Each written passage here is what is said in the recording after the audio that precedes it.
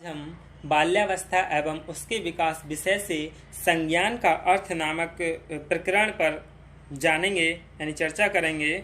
संज्ञान क्या है यानी मीनिंग ऑफ कॉग्निशन। यानी संज्ञान को अंग्रेजी में कॉग्निशन कहते हैं, जिसकी उत्पत्ति लैटिन भाषा के कॉग्नोस केयर शब्द से हुई है, जिसका अर्थ है जानना या ज्ञान। ये तो संज्ञान का शाब्दिक अर्थ हो गया, यानी विश्लेषण किया है। अब संज्ञान के बारे में जान लेते हैं। यानी संज्ञान वह मानसिक प्रक्रिया या क्रिया है जिसके द्वारा ज्ञानार्जन होता है, जिसमें ज्ञान या जानकारी, प्रत्यक्षीकरण, अंतः प्रज्ञा यानी इंट्यूशन और तर्क आदि सम्मिलित होते हैं। और इसके बारे में इस तरह से भी यानी संज्ञान शब्द बहुत पुराना है। 15वीं शताब्दी में भी इसका प्रयोग किया गया था। दार्शनिक अरस्तु ने भी संज्ञानात्मक क्षेत्रों पर ध्यान दिया था, जिसमें स्मृति, प्रत्यक्षीकरण और मानसिक प्रतिरूप सम्मिलित हुए थे। और संज्ञान विभिन्न क्षेत्रों में किया जाता है। संज्ञान सभी मानसिक योग्यताओं का समूह है और ज्ञान से संबंधित क्रिया करता है, जैसे अवधान यानी अटेंशन, स्मृति और कार्य स्मृति यानी मेमोरी एंड वर्किंग मेमोरी, निर्णय और मूल्यांकन, जजमेंट एंड एवल्यूशन, तर्क और गणना यानी रीजनिंग एंड कंप्यूटेशन, समस्या समाधान और निर्णय यानी problem solving and decision making, अवबोध एवं भाषा निर्माण, comprehension and production of language.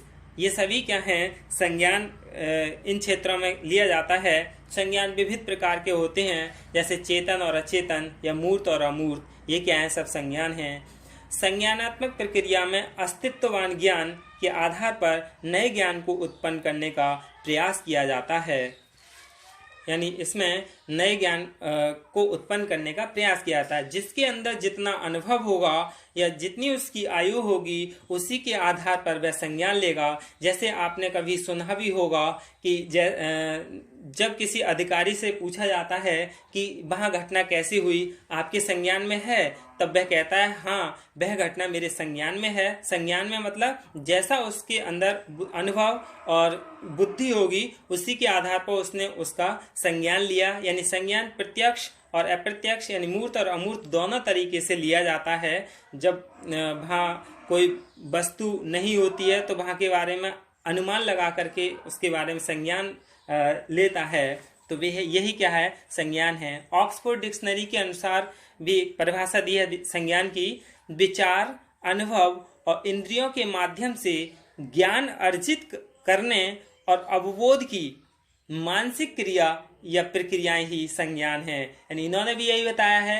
यानी विचार, उसके कैसे विचार हैं, उसका कितना अनुभव है, और इंद्रियों के माध्यम से यानी वो अपने भौतिक जो उसका ढांचा है या इंद्रियां हैं, उसके माध्यम से ज्ञान अर्जित करने, और अवबोध यानी जो उसकी समझ है और मानसिक क्रिया है, उन सभी के आधार पर वह संज्ञान लेता है। और यही क्या है? संज्ञान है। आयु और अनुभव के आधार पर बालक इस दुनिया को समझने के लिए विकसित हो जाता है। इसे संज्ञानात्मक विकास कहा जाता है। इस प्रकार हम संज्ञान के बारे में समझते हैं कि संज्ञान की कोई निश्चित या निर्धारित मतलब वो नहीं है, इसकी परिभाषा नहीं है। फिर भी संज्ञानात्मक प्रक्रिया की व्याख्या करने के लिए संज्ञानात्मक प्रक्रिया की जटिलता को समझना जरूरी है। यानी संज्ञानात्मक प्रक्रिया को समझने के लिए हमें यह जानना होगा कि सामान्य दृष्टिकोण से व्यक्ति संसार का प्रत्यक्षीकरण कैसे करता है। यानी वह अपने सामान्य दृष्टिकोण से जो व्यक्ति है वो इस संसार का प्रत्यक्षीकरण यानी किस तरह से वह उस चीज को देखता है, ऑब्जर्वेशन करता है। हर क्षण व्यक्ति के चारों ओर सूचनाओं का जमघट होता है। यानी उस व्यक्ति के चारों ओर कोई ना कोई घटनाएं लगी रहती हैं, बहुत सारी घटनाएं होती रहती हैं, जिनके आधार पर वह निर्णय लेकर वातावरण के संबंध में अपनी धारणा बनाता है। यानी फिर वह डिसीजन लेता है, निर्णय लेता है, और उसी के आधार पर वह मूल्यांकन करता है। अपनी इंद्रियों के द्वारा आसपास की सूचनाओं को ग्रहण करना और उन्हें निष्कर्षों में बदलना या क्रिया करना संज्ञान के द्वारा ही संभव है। यानी ये सब किसके द्वारा संभव है? संज्ञान के द्वारा। आपसे पूछने लगे कि वहाँ कैसा हुआ, या कैसे होता है, तो आप क्या करेंगे, पहले उस घटना के बारे में संज्ञान में लेंगे। संज्ञान में मतलब अपने बुद्धि विवेक के आधार पर, अपने अनुभव और आयु के आधार पर उसके बारे में जानेंगे और तब एक डिसीजन, निर्णय लेंगे और तब आप किसी के लिए अपनी उस अनुभव या घटना के लिए प्रसारित करेंगे। आयु और अनुभव के आधार पर बालक इन सब चीज़ों के लिए संज्ञान में लेता है और यह जन्मजात योग्यता है जो मस्तिष्क की संरचना तथा क्रियाओं से संबंधित होती है। इसलिए संज्ञानात्मक विकास को सर्वोत्तम रूप में ऐसे भी कहा जाता है कि मस्तिष्क की चिंतन और संगठन प्रणालियों का विकास संज्ञानात्मक विकास है, जिनमें भाषा, मानसिक प्रतिबिंब, चिंतन, तर्क, समस्या समाधान और स्मृति विकास सम्मिलित है। और ऐसा सामान्य तौर पर कहा भी जाता है कि जो व्यक्ति जितनी भाषाएं जानता है वह उतना ही बुद्धि में तीव्र होता है, यानी उतनी ही उसकी मानसिक प्रक्रिया है, वह उतनी ज़्यादा चिंतन और तर्क कर सकती है और वह उसका संज्ञान भी उतना ही सटीक होता है।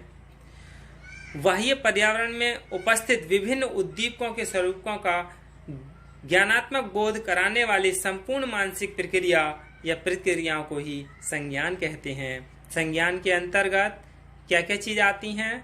प्रत्यक्ष यानी जो सामने दिख रहा होता है, स्मरण यानी अपनी पूर्व उस घटना के लिए पूर्व घटनाओं से जोड़ेंगे और फिर कल्पना करेंगे, चिंतन भी, फिर निर्णय, तर्क, इन सभी चीज़ों की गणना करने के बाद ही आप एक निर्णय या डिसीजन लेते हैं। अलग अलग सामाजिक स्थितियों में, बल्कि एक समान सामाजिक स्थिति में विभिन्न व्यक्तियों का संज्ञान अलग अलग प्रकार का होता है। एक समान सामाजिक स्थिति या उद्दीपक के प्रति भी प्रत्येक व्यक्ति का प्रत्यक्ष या निर्णय व्यक्तियों से भिन्न होता है। यानी आप देखते ही हैं कि जैसे लगातार आप 4 अधिकारियों के लिए किसी एक ही घटना के बारे में भेज दिया जाए कि वहाँ जानकारी लेके आएँ, तो वो चारों अपनी अलग अलग ही वहाँ की घटनाओं के बारे में वर्णन करेंगे। यानी वो सब अपने अपने बुद्धि विवेक के अनुसार ही संज्ञान में लेंगे। तो इससे स्पष्ट होता है कि प्रत्येक व्यक्ति अपने विशिष्ट संज्ञानों के आधार पर ही बाह्य पर्यावरण की वस्तुओं के प्रति चित्र निर्मित करता है, यानी इमेजिंग करता है, जो प्राय एक दूसरे से भिन्न होती है। संज्ञानात्मक शैली की विशेषताओं के कारण ही कोई अमुक वस्तु या विचार किसी व्यक्ति को दुखद प्रतीत होने लगता है तो अन्य को सुखद, यानी किसी को वही चीज सुखद महसूस करती है, किसी को दुखद। इसीलिए कहा जाता है कि जगत के प्रत्येक व्यक्ति का स्वयं का संज्ञानात्मक जगत होता है। यानी पर्यावरण की वस्तुओं के प्रति, व्यक्तियों के प्रति व्यक्ति प्रक्रिया इन मतलब 4 कारकों पर निर्भर करती है। वो 4 कौन कौन से हैं? जैसे भाषा विज्ञान, स्नायु विज्ञान, मनोरोग, शिक्षा शास्त्र, दर्शन शास्त्र, मानव शास्त्र, जीव विज्ञान और कंप्यूटर विज्ञान, इन सभी चीज़ों पर भी निर्भर करती है। संज्ञान की कुछ विशेषताएं हैं, इनके बारे में जान लेते हैं। संज्ञान की विशेषता यानी इसके आधार पर हम दूसरों के संबंध में प्राप्त सूचनाओं की व्याख्या करते हैं। दूसरे के बारे में हम जो सूचनाएं एकत्रित करते हैं उसके बारे में व्याख्या करते हैं। इसी के आधार पर हम दूसरों के संबंध में जो सूचनाएं प्राप्त होती हैं उनका उपयोग अपने ढंग में करते हैं कि उसके साथ ऐसा हुआ तो हम ऐसा करें ताकि हमारे साथ ऐसा ना हो। संज्ञान की इन सभी विशेषताएं सूचना अतिभार है, यानी ओवरलोडिंग है इन्फॉर्मेशन। व्यक्ति अपने सामाजिक जीवन में प्रतिदिन अनेक लोगों से मिलता है, उनके साथ अंतःक्रिया करता है, जिसके परिणाम स्वरूप इतने अधिक अनुभव, स्मृतियां, संवेदना आदि एकत्रित हो जाती हैं कि उन्हें एक ही समय में मन में समाहित करना संभव नहीं हो पाता है। संज्ञान का संबंध एक तथ्य के लघु भाग के कॉन्सेप्ट से है, क्योंकि सामाजिक जीवन की समस्त बातों का एक समय में मन में समाहित करना संभव नहीं होता। इसलिए व्यक्ति इन अनुभवों, स्मृतियों, संवेदनाओं आदि में काट छांट करता है। यानी दिन भर में जितनी भी बातें उससे सीखने के लिए मिलती हैं उनमें काट छांट करना शुरू कर देता है, और जो अच्छी बातें होती हैं उन्हें एक अपने संज्ञान में एक बड़े भाग में इन्हीं लघु भागों को यानी अध्ययन करता है, इन्हीं के लिए अपने आत्मसात करता है। सामाजिक संज्ञान का एक महत्वपूर्ण यह भी है कि व्यक्ति अपने सामाजिक जीवन की घटनाओं को सबसे अधिक सरल तरीके से समझाना चाहता है। नाना की इस प्रवृत्ति को संज्ञानात्मक कंजूसी की संज्ञा दी जाती है, क्योंकि एक सामान्य नियम है कि लोग उतना कम चिंतन करते हैं जितना कि आवश्यक होता है, उससे ज़्यादा नहीं। व्यक्ति जब एक बार किसी विचार या विश्वास को अपने संज्ञान में स्थापित कर लेता है तो उसका परित्याग करने का कम ही इच्छुक होता है, और यदि उसके लिए कोई कोशिश भी करता है तो उसका विरोध करता है। यही क्या है, संज्ञान है। धन्यवाद।